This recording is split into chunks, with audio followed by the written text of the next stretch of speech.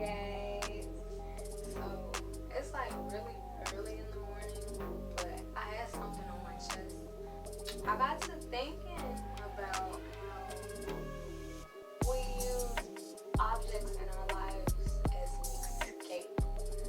You know, with our past video about self-pity, you know, we focus solely on the negativity that's going on in our own lives instead of others. It made me think of something.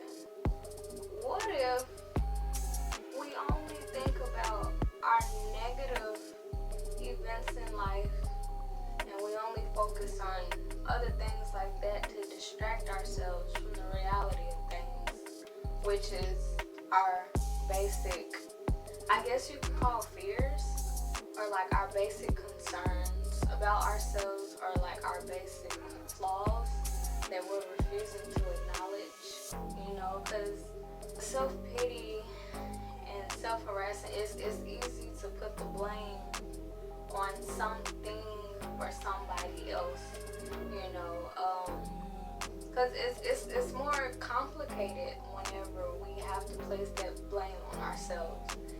And honestly, I think we find it easier to find fault in something or somebody else than it is to admit that about ourselves, because, you know, we're just so perfect, you know, and I think we use life as an escape from ourselves. I'm saying, like, okay, let's say for instance, if one of your fears is being lonely, okay? You hate being lonely, so to cover that fact up, it's like you search outside of yourself for everything outside of you that's wrong, rather than admitting to yourself that, okay, something within me is wrong, and that something is that I hate being alone. You know, it's we find it comforting to admit there's flaw in something or somebody else rather than ourselves, because then that means we're wrong. And with this built up ego that we have within ourselves that we've developed over the years of childhood to protect ourselves, you know, in a way it actually holds us back from our true identity and who we truly are. You know, I'm a firm believer that as long as we're correcting what's wrong within us, or patching on things that need a little bit more improvement, it pushes us higher where we need to be, and it helps us to reach our highest potential.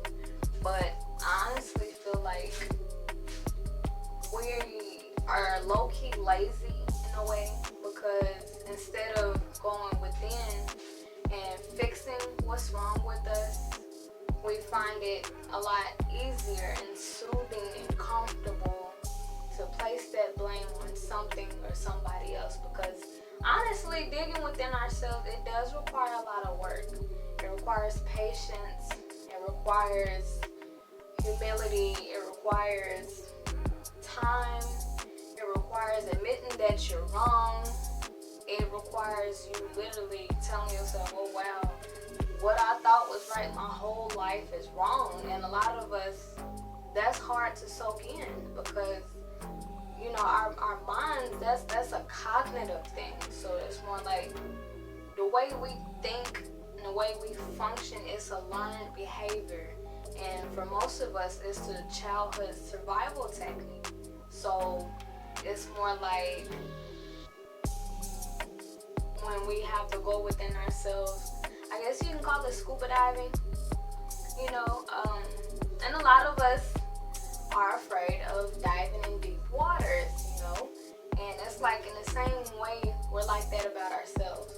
What if we are really scared of deep waters because honestly it's ourselves that we're scared to dig deep within? Okay, back to the subject. It requires bravery to dig within ourselves and tell ourselves that we're wrong. You know, it requires a lot of dignity to be like, okay, so my thinking pattern has been off. No, they were not the problem. I was the problem. It's hard for us to dig within ourselves and fix our mouths to say things like that. That's why our ego has to get out of the way. It's like our ego, it always tries to hop in front of our real selves. You know, they always say, don't put anything before God. God is within us. So it's more like our ego is really what's separating us from our true identity and our highest potential, you know, because our ego, it wants to hold on to negative and toxic learned behaviors that we've developed during our childhood up to adulthood. It wants to hold on to thought processes, you know, and things that we thought were correct. Our ego likes to hold that true. It likes to imagine it being realistic, and it makes us believe it so much. That's how powerful our brains are.